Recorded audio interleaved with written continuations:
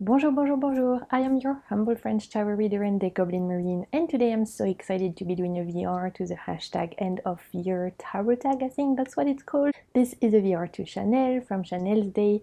I love this tag. I do it every year ever since Chanel has created it. Originally, I believe it's inspired from a book kind of tag, and the aim is for us to reflect on our year, and there's really cool prompts. I'll make sure to leave the prompts in the description box. I'll make sure to leave Chanel's original video in the description box as well, and so make sure to go and send some love to her. She's awesome. If you're new here, I want to say a huge welcome. My name is Marine. I am a French tarot reader. In the description box you're going to find all the names of the decks I am mentioning today. If I got the spoons, I'll put links. I will make sure to put at least names so you guys can do your own research. Down there you'll also find the link to my second channel, the Waves of Your Soul readings. That's where I read the cards for you guys, where I pull cards for monthly guidance, we do pick up pile readings, all of that good stuff, where you can actually see all of the beautiful decks I'm going to be presenting to you today being used. So if you haven't checked it out, I would be delighted if you consider joining me over there as well. Finally, before we get into it, it's a very stormy today. I literally, by the time I prepared to film, we went from super sunny to super dark, stormy, and there's thunder. If you hear rain noise, thunder noise, whatever, if the lighting is a little bit strange, this is why. Without further ado, we're gonna get into it. End of your tarot tag. Let's do this.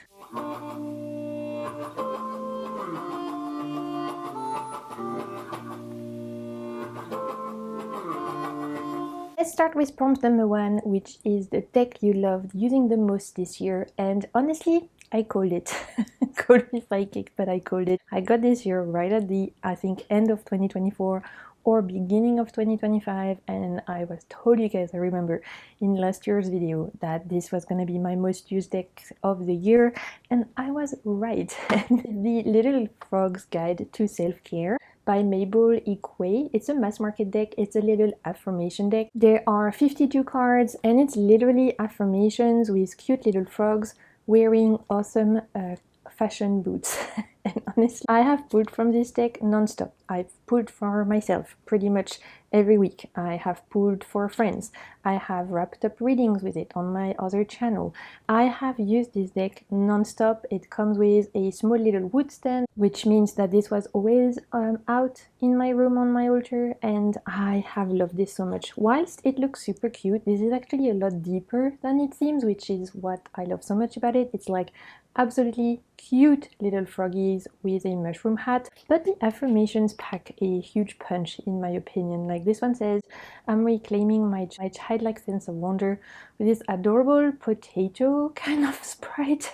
I love it. This has been absolutely my most used.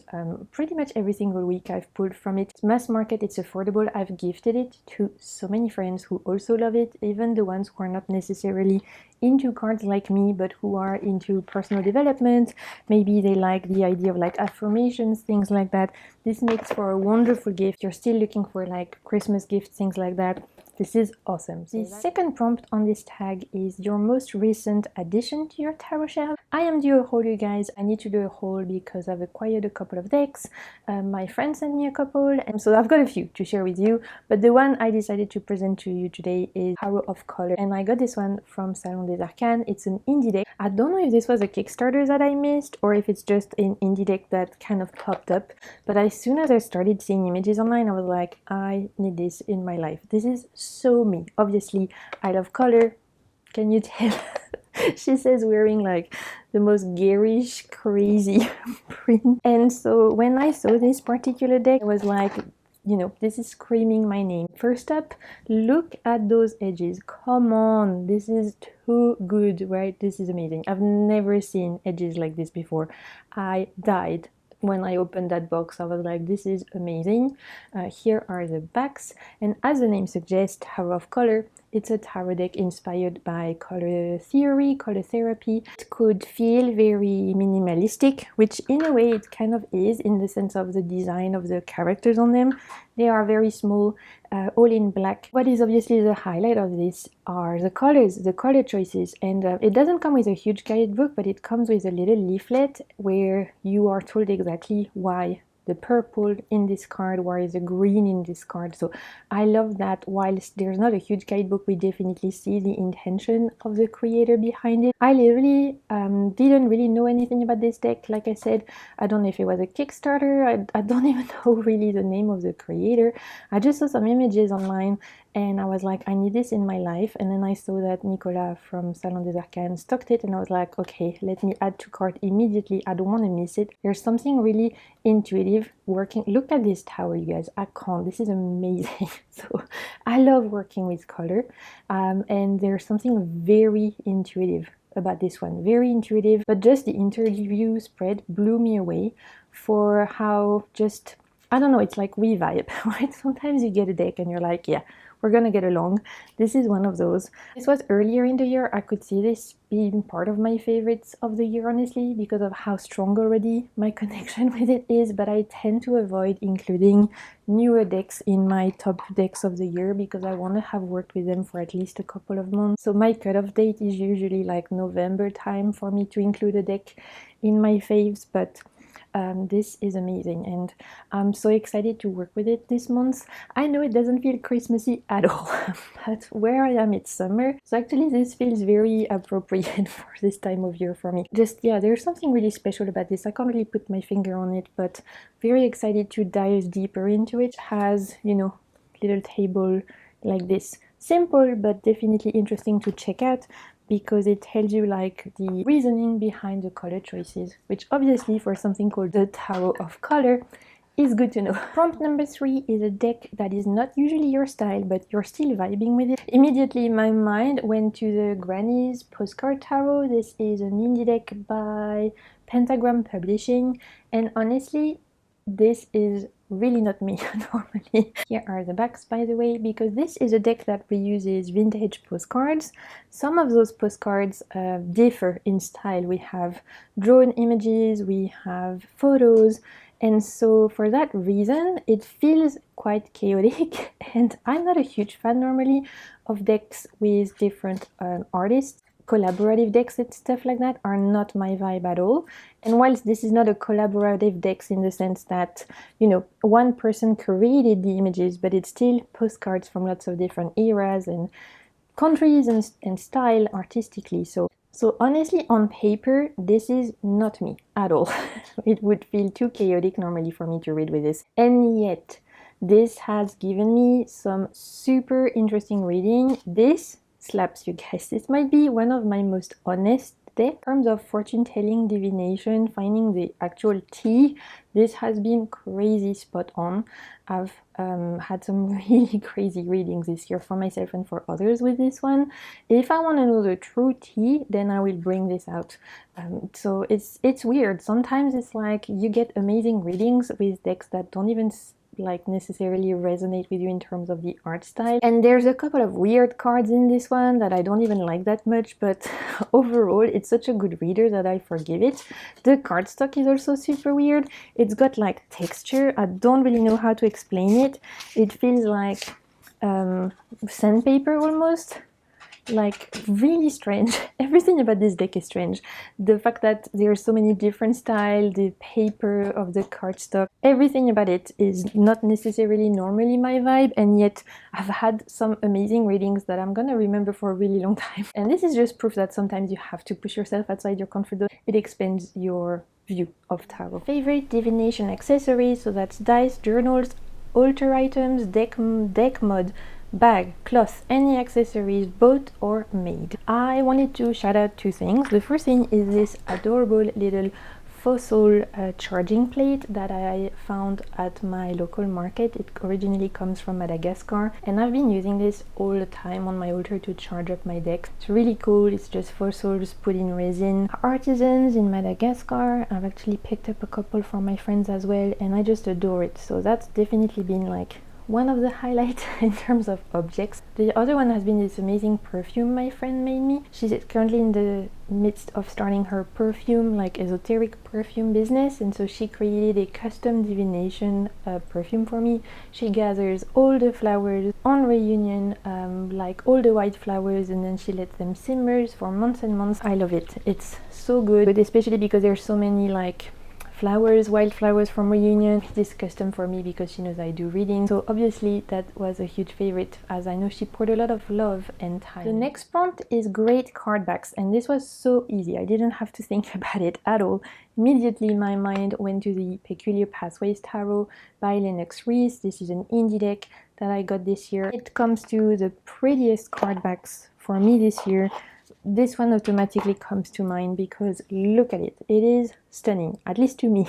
I love flowers, you know, it's really reversible, it's bright and colorful. I also love the matte sage green edges. The whole production quality of this is amazing. You know, it's on linen cardstock, it's beautiful, but also this has been an amazing reader for me. So this is definitely going to be in my favorite tarot decks video of the year because I've been using this non-stop.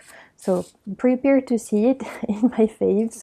But I wanted to give it a little shout out on this particular video because come on, those backs are just pure vibes. Next up we have a deck with a theme you like, and for me I was thinking about a deck that's quite new to my collection. It's the Lady Pirates Tarot, and I love pirates. Personally, it's one of my little obsessions in life. Ever since I was a child, I always loved pirate stories, so to have a deck about pirates is already something I'm always like looking for, interested in, but to have something specifically dedicated to lady pirates is awesome. This is by the same people who did the Baroque Tarot, which I had backed on Kickstarter. This came out, so this was a Kickstarter, but you can purchase it now indie. Baroque Publishing. We have 80 cards with this one. There's a physical booklet, but there's also a PDF guidebook that goes into more details as to who the ladies are represented, specifically because in the minors this is very traditional RWS. You're gonna see very RWS coded, but obviously in this swashbuckling pirating world, so awesome, I love it. But then the majors are actually historical figures, like historical pirates.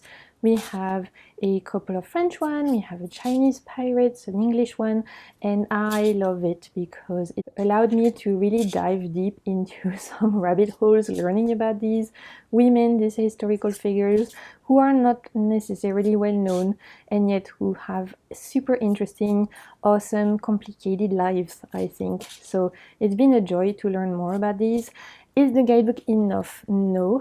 It's more like it's been a starting point for me to then go and do my own research about these specific figures. But I've just been having such a good time like using this deck. November, December, a lot of fun. For Sagittarius season right now, it's been perfect. And I just think the art style is also super cute. I mean, you know, what's not to love? Ladies and pirates, come on. This is just a joy. So I absolutely love it. We have beautiful hollow gold edging. I showed you the backs reversible with these little cute skulls. I've been really enjoying it, so this has been my favorite theme. The next prompt is what has been your most beautiful deck this year. Again, this was very easy for me to choose. It was a no-brainer. As soon as I read that prompt, I was like, yep, I know exactly which one I want to share. Deck with the longest, most complicated name ever, which I always forget. What is this? The Whisper of Stars and Garden Tarot. I always nickname this the Whisper Tarot because, you know, brain fog. I can't remember all of that. Whilst it has a very long name, it is absolutely stunning. This was a Kickstarter I backed this year. It arrived super fast actually. We could choose between different backings. I got the blue version, so it's got blue backs and blue edging, but you could get a green and a purple version, I believe. This is still available on websites like Tevada, you know, websites like, I think Vermillon Collection has it. I don't know if Nicolas from Salon des Arcanes stocks this one, but it's still available, you guys, even though it was a Kickstarter. So if you like it, definitely you'll be able to find it. It comes with extra cards. We had extra majors in this one to make the deck your own. I think there was a Devil, Lovers, things like that, a full card I think, and Judgment I believe. Comes also with a little guidebook. Production 10 out of 10, beautiful cardstock, beautiful box, gorgeous. Obviously for the blue version I got blue edges and beautiful backings. The cardstock is this like nice rose petal matte finish that is not sticky, and the artwork, oh my god, you guys, this is hands down most beautiful deck I purchased this year for me. It was fully hand drawn by an Asian artist. Another one that will absolutely show up in my favorite decks of the year, because not only is it beautiful, it also reads like a dream. I love the fantasy inspiration. I love the cute factor, also mixed with some more serious cards. I love the choice of color. I absolutely adore the art style. I even love the alternative cards. Like, I changed them quite a bit because I like all of them. Mostly, I think there's only one I don't like. So much about it that is adorable, beautiful, and just a joy to read with. It's so good, you guys. This is absolutely, I mean, come on, look at this. Most beautiful deck. You know, I love this hand-drawn style anyway. This year I found myself very drawn to hand-drawn decks, or decks that were very colorful. Just needed that, I think, because this year has been so difficult for me, and I know for so many people, that I needed color and joy and, you know, beauty more than ever.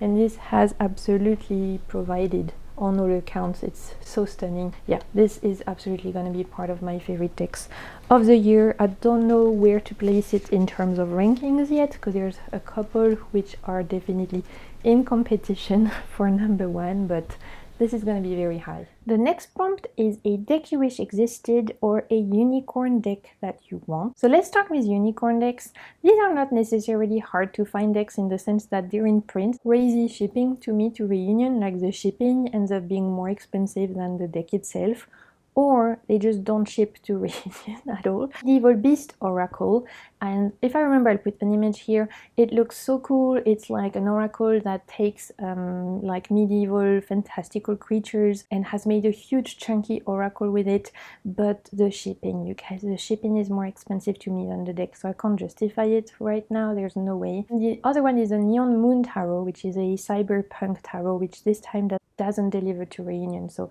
very different in style. Again, you can see like chaotic deck goblin in full force. One is a medieval oracle, another one is like cyberpunk. Or that's me, I'm weird. So what can I say?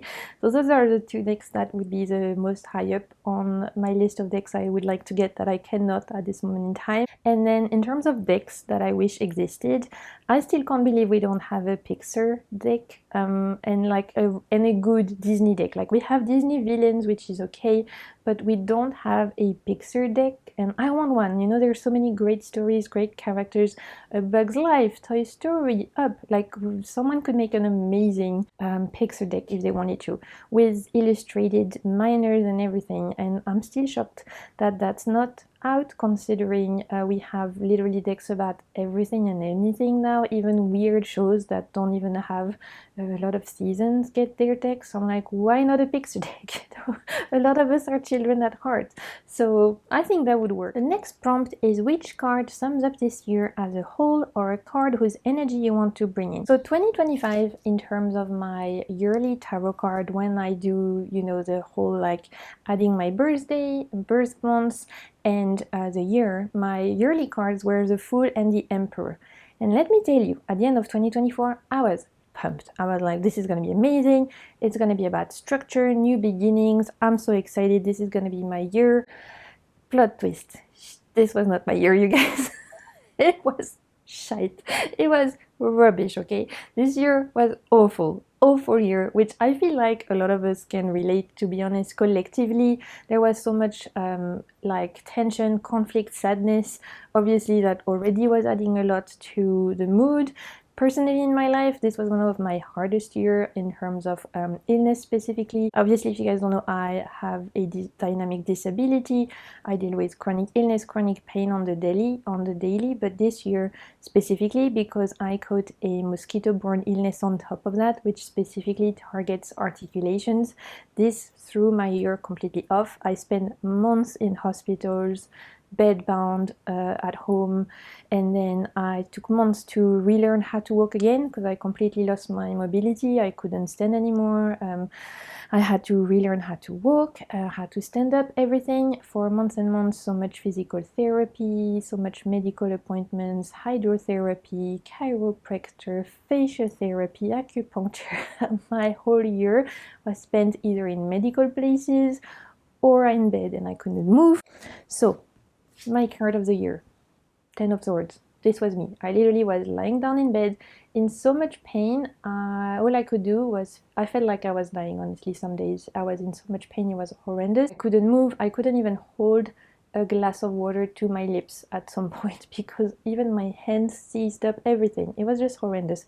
And then having to relearn how to walk again, which I'd already done 5 years ago when I first got sick. I already went through this whole process of losing my mobility and having to relearn how to walk again. And I didn't think I would have to do that again this year.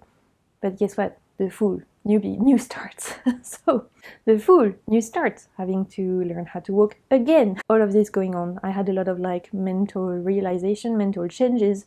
So internally, I'm definitely a different person, which is also why my yearly card was a fool.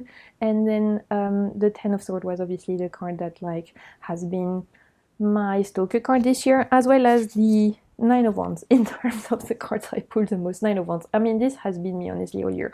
Just trying to stand up. I could barely walk to the bathroom, and then trying to walk all the way to my garden, and then trying to walk all the way to the end of the road, etc, etc. Obviously right now I'm back. I have regained my mobility. I'm still in the middle of a very intense hydrotherapy program and physical therapy program, which is why I posted on my community page that this year I will not be offering paid readings because it's taken me a lot of energy, very exhausting. I've regained a lot of like mobility on my lower body, but my upper body is still dealing with so much pain, so much injury. You know, I'm still in the middle of thick of it. And this is why also I think my yearly card was the Emperor, because I've been needing structure and routine and just dedication and committing every single day to put one foot in front of the other, to show up to physical therapy when I don't want to get prodded and plucked and touched by so many medical people when I don't want to and I don't feel like it, and you know, another appointment and another scan and another blood test and another this and another that, and yet the Emperor has given me that strength to show up because I've realized routine and structure is what I needed to get through this really shit year. So now I understand why I have the Fool and the Emperor. Was this the year I wanted and expected? No. Was this the year I got?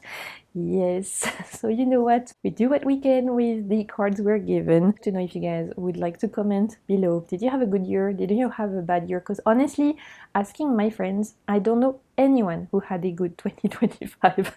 So I'd be curious if anyone had a good one. It feels like 2025 was particularly hard for a lot of us. So let us know.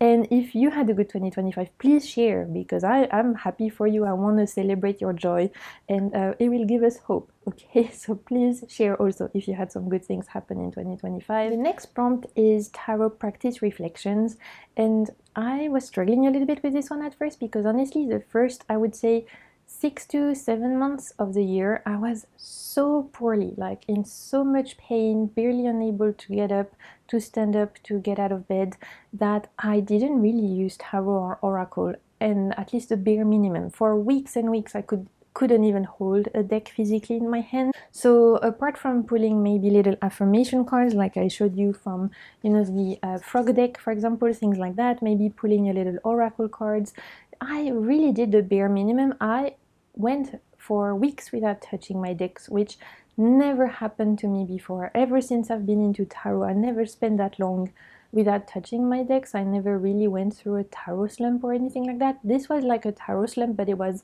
not something that came from within. It was imposed externally, and I worried at first, would I have the desire to reconnect with my cards after not being able to, and I realized I really missed it. So that was also an affirming moment for me of thinking, okay, this tarot whole thing, it's not something that will ever go away from your life, because even when you are not able to commit to it for weeks at a time because of physical health issues or whatever it may be, you go back, you feel called to it again. I missed it so much that I was like, okay, this was an interesting experience, a good learning curve for me, because it really proved to me that tarot it's not a phase or anything. It's something that is in me for life, and that when I cannot access it and I finally can get back to it, I jump back in with as much love and passion as I did before I had to stop. It also means that this year I wasn't able to use as many different decks as I normally do. Like, I've acquired a lot of decks, as I always do, you know, I love tarot, so I bought decks for sure, but I didn't use as many as I normally do, as there was so many months where I couldn't even hold my cards or have enough spoons to do readings. So there's definitely quite a few decks that I still feel I'm not super familiar with, as I normally would try and be if I'm acquiring new decks. And the last thing I kind of noticed this year is because I had such few spoons. Normally I love to create my spread, it's something that I love to do as part of my tarot practice. This year I realized that I could just use other people's and it was okay. I learned that sometimes you just have to make your life easier, and I actually really enjoyed using other people's spreads and using that as a way to make my life a little bit easier. I'm saving spoons, creating the spread, and then I can actually use those spoons to read the cards. Things I wanted to shout out in that particular idea are this one. It's called 78 Tirages de Tarot by Emmanuel Iger. Literally 78 spreads, and there are 78 cards in here with spreads for career, love, self-development. There's everything in here. There's literally one about like moving house, changing jobs, love and relationship, and potentially buying something. There's literally whatever you can think in terms of day-to-day life. This is gonna have a spread about it, and so this has been very well loved this year because it has saved me a lot of energy instead of me trying to come up with my own spreads, which I normally love to do, but just this year I didn't have the energy for. I really enjoyed actually going through this and finding one that speaks to me. So I love this one from my French readers. If you don't have it, I really recommend it. New to my collection, this book of spreads, it's called The Library of Questions. It's by Lida Pavlova. I love Lida's stuff. She is the creator of the Bird King Tarot. She's got Modern Magic Press as an indie company. They publish like tarot decks, oracle decks. Is super cool on Instagram. She posts a lot of like witchy stuff, but also fun memes, and she's just, I love her vibe. When I found out that she was coming with a spread book, I was like, let me support her. I want it in my life. And so this is super new. We have magical spreads, which are gonna be my fave. You know, any spreads inspired by fantasy, I am here, sign me up. We have practical spreads, things like how to have a good day, things about relationships. There are self-care spreads, ton of that, which I really am excited to get into. We have seasonal spreads, and so on each of the pages you can see here, this is the Magical University, for example. It's about what knowledge does my life ask of me now? What, or sometimes who can teach me that? What kind of student should I be? And what magic will this create for me? I love that. I'm so pumped to go through this because I'm thinking I'm gonna do a lot for me, and also I'm gonna be using a lot of them for my second channel, the Waves of Your Soul readings for you guys. So super excited about this book of spreads. The last prompt for today's tag, and then I'll let you guys get back to your day. Thank you so much if you are still here, by the way, watching. I really appreciate it. The last prompt is either we pull a card for the year ahead, or we tell you guys about a deck that we would like to work with next year. As I said, this year I acquired like as much decks as I normally do, because chaotic deck goblins, I love decks, but I couldn't work with as much of those decks as I wanted to. So there's actually 2 decks that I'm hoping to work with at the beginning of the year, give it a proper chance, because I haven't been able to do that this year. It's the Children of Ostara, the first one. I loved so much the Children of Lisa this year, and so much so to the point where I didn't want to use a deck that could compete with it, which is why I didn't use this one. This is an indie deck by Zia Hunt. The Children of Ostara is inspired by plants. I absolutely adored the Children of Lisa, which is inspired by animals, and I think this is, again, one of the most beautiful decks that I acquired this year. But because the Children of Lisa was probably, again, one of my favorite decks of the year, I did not want to use something that could potentially compete with it. Even though I know one is plants and another one is animal, it's the same artist, and so it felt like I had such a special connection with the Lisa one that I didn't want to pick up the Ostara one yet. So next year I actually really want to give the Children of Ostara a chance, because come on, how can I not? This is absolutely stunning. I love the fact that all the minors depict plants. As I'm going to be learning a lot, I feel like my plant knowledge is very limited to my environment, to my tropical environment. Like I'm quite good with tropical plants we can find in Reunion. As soon as it starts to be plants that are not local to me, I'm not so good. Also, I mean, come on, look at this art style. I can't, you guys, it's so beautiful. So this is absolutely a deck I want to use properly next year, give a good chance, as it deserves it. But I already know this is gonna be a hit because I adore this artist. And the other deck that I got this year that I feel like I haven't really given a proper chance, that I really want to remedy that, is the Emerald Papyrus Tarot. Technically this could have been in the tie for most beautiful deck of the year because the production quality of this is crazy, you guys. I mean, this feels like a whole luxe experience. You have this beautiful box which opens like this, and then inside you have a guidebook, full color, super beautiful. It's Egyptian themed, if you couldn't guess. And then inside you have another tug box with a beautiful little scarab. But there's a lot of renamings in this, which when I originally got this, I did not have the energy for. Literally limited spoons. So I put it on the side and I was like, it's okay. This one is going to be for future marine when I have the spoons for it, when I have the energy for it. And I'm so excited. This feels like a great deck for Capricorn season somehow. I don't know why. Don't ask me why, but I feel like it's going to be one I pick up during Capricorn season. And again, like I said, there's a lot of renamings, especially in the quartz. So I know I'm gonna need all my, you know, brain concentration, like use this one and get used to it and all of that. But I am so excited because it's so beautiful. Come on, look at this. Another, like I said, probably could have been tied with most beautiful deck of the year. If you like Egyptian mythology anyway, if you like Egyptian art and just this kind of aesthetic, this is, you know, unreal. I think I adore what this creator does. Same creator as the Age of Aquarius Tarot, which I love. So I'm super pumped. I feel very excited to use these two decks next year because what a treat. Right? I feel like my past self really treated Future Marine to some amazing decks. I don't see this one being talked a lot about. I mean, maybe I'm missing the conversation. It's very likely. I'm super behind on checking people's videos and stuff this year again.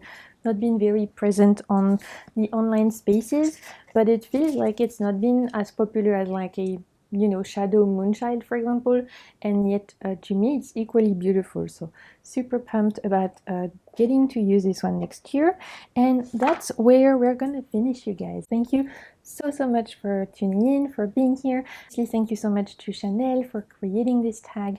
I love doing this every year. It's such a nice little tradition. Didn't know I'm in the midst of filming my entire tarot collection. There's lots of fun tarot collection videos coming your way.